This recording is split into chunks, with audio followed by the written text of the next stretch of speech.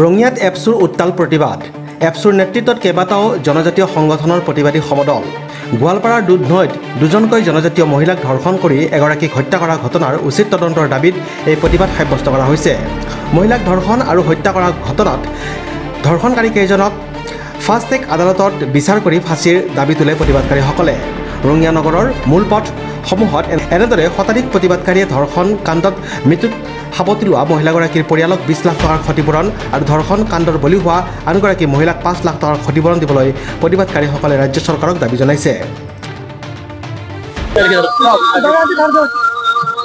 আজি আমি ৰঙিয়াৰ মাজমজিয়াত আমি এটা শোভাযাত্ৰা ওলাইছোঁ। এই শোভাযাত্ৰাটো হৈছে যোৱা 3 মে'ত আমাৰ দুধনৈত আমাৰ এজন মানে জনজাতীয় আমাৰ বড়ো সম্প্ৰদায়ৰ এজন মহিলাক 3জন যি ধৰ্ষণকাৰী ৰাতি তেখেতসকলে নিচাজাতীয় দ্ৰব্য খুৱাই যেতিয়া মানে বিহু আমাৰ ফাংচন চলি আছিলে আৰু সেই ৰাতিৰ সুযোগ লৈ তেখেতসকলে ইটা ভাটাত তেখেতসকলে লৈ যাই পিনে ধৰ্ষণ কৰিছিলে আৰু এই ধৰ্ষণ কৰিয়াৰ নেক্সট দিনাখন অলপমান তৰ্কাতৰ্কি হোৱাত খবৰ ল'বলৈ যোৱাত তেখেতসকলৰ ঘৰত যোৱাত আৰু তেখেতসকলৰ যি ধৰ্ষণকাৰীসকলে আমাৰ যি খবৰ ল'বলৈ গৈছিল আমাৰ ল'ৰাসকলে তেখেতসকলে খেদি ঘৰৰ মানুহবিলাকে তেখেতসকলক মাৰিছিলে, দায়েৰে হানি দিছিলে আৰু এই হানি দিয়াৰ পিছত আমাৰ এজন বড়ো মানুহ তাত মৃত্যু মানে বৰণ কৰিবলগীয়া হ'ল।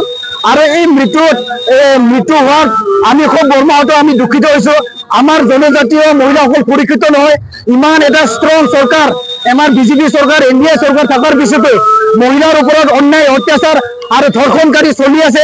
এই ধৰ্ষণকাৰীৰ ওপৰত ৰোধ কৰিব লাগিব। এই ধৰ্ষণকাৰীসকলক ফাষ্ট ট্ৰেক আদালত লৈ যাই পিনে একদম এক্সট্ৰিম ফাঁচি দিব লাগে।